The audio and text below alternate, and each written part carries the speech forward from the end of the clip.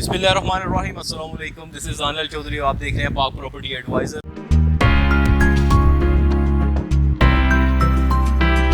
तो आज हम जो है अपने बड़े प्यारे भाई के पास आए हैं, हसन सुल्तान के पास, और ये फाइल्स को बड़ा जो है वो अच्छे तरीके से डील कर रहे हैं। तो हम इनसे आज बात करेंगे कि हमें DHA के अंदर अगर फ़ाइल कहीं पे परचेज़ करनी चाहिए तो हमें किस सेक्टर के अंदर फ़ाइल लेनी चाहिए। तो जी हसन भाई, कैसे हैं आप? ठीक हैं अल्हम्दुलिल्लाह भाईजान। हसन भाई, हमें आप ये बताएं कि अगर हमने अभी इस टाइम DHA फ़ेज़ 7 में या फ़ेज़ 13 में या फ़ेज़ 9 प्रीज़म में इन्वेस्टमेंट करनी हो तो इनमें सबसे बेहतर इस टाइम कौन सी ऑप्शन है?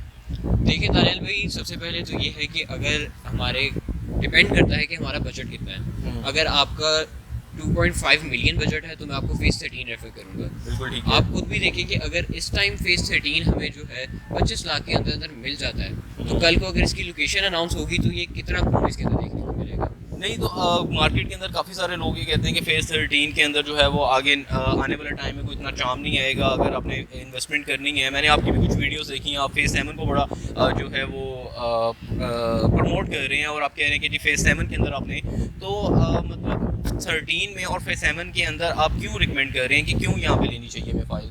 7 को आप इतना क्यों जो है वो रिकमेंड कर रहे हैं? देखिए दानियल भाई, इस टाइम अगर फेज़ 7 की हम प्लॉट की बात करें तो इस टाइम जो 5 मरले का प्लॉट है वो हमें तकरीबन 54 लाख रुपीस से स्टार्ट होकर 1 करोड़ 25 लाख के बिटवीन में मिल जाता है। ठीक है। लेकिन इस टाइम अगर हम उसकी फ़ाइल की बात करें, हमें उसकी लोकेशन भी पता है कि इस टाइम इसकी जो लोकेशन है वो कहाँ पे आएगी।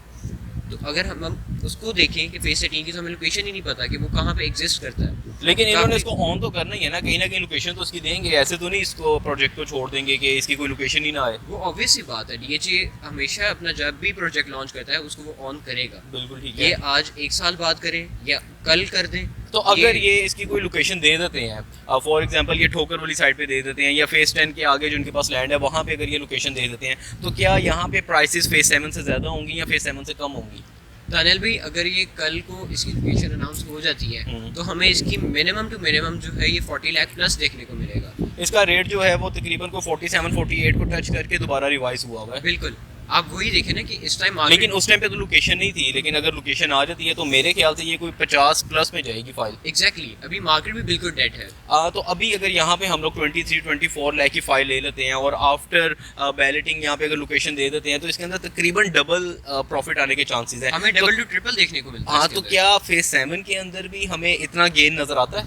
बिल्कुल आता है, बिल्कुल आता है। फ़ेज़ 7 की फाइल अभी हमें 5 मरला की कितने की मिलेगी? इस टाइम हमें 5 मरले की जो फाइल है वो हमें 39,50,000 की मिल जाती है। और अगर ये बैलेट कर देते हैं इसको किसी अच्छे पोर्शन के अंदर, यहाँ पे बैलेटिंग हो जाती है, प्लॉट नंबर लग जाता है, तो फिर यहाँ पे प्राइस क्या होगी?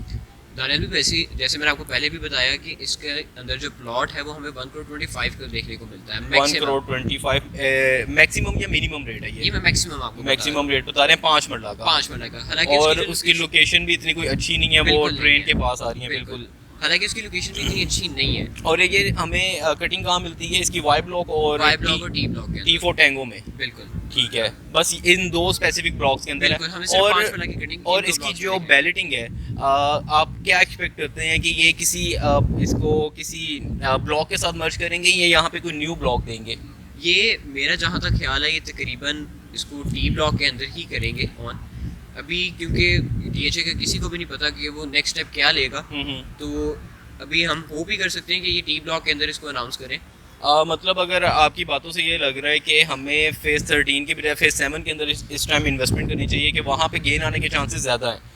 और एक्सपेक्टेड कब तक है कि फ़ेज़ 7 के अंदर जल्दी बैलेट आ जाएगा या इसकी लोकेशन अनाउंस हो जाएगी 13 की? बेसिकली मेरे एक्सपीरियंस के थ्रू मैं तो यही कहूँगा कि इस टाइम हमें जो लगता है वो फेज़ 13 की जो लोकेशन है वो जल्द अनाउंस की जाएगी। 13 की पहले अनाउंस कर दी जाएगी। क्योंकि देखें आप, इस टाइम फेज़ 13 की जो लोकेशन है वो किसी को भी नहीं पता और ये 2009 से इनका केस चल रहा है कोर्ट के अंदर, तो ये इतना ज़्यादा डिले नहीं करेंगे इसको।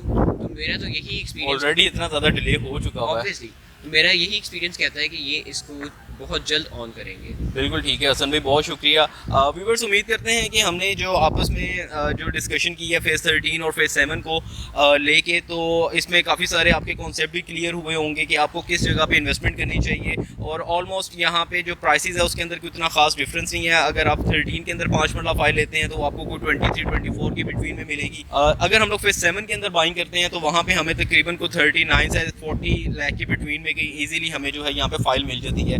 तो इसके अंदर तकरीबन 15 से 16 लाख का डिफरेंस है। तो अगर जिन लोगों के बजट कम है तो वो मैं उनको रिकमेंड करता हूँ कि वो फेज़ 13 के अंदर जो है वो अपनी बाइंग करें, और अगर आप लोग के पास बजट थोड़ा सा ज़्यादा है तो आप लोगों को फेज़ 7 जो है वो हम लोग रिकमेंड कर रहे हैं। तो उम्मीद करता हूँ कि इस वीडियो से आपको काफ़ी इन्फॉर्मेशन मिली होगी। फर्दर इन्फॉर्मेशन के लिए आप हमारे साथ कॉन्टैक्ट करें। इंशाल्लाह ताला हम इसी तरह आपको न्यू अपडेट के साथ मिलते रहेंगे। Thank you so much. अल्लाह हाफिज़।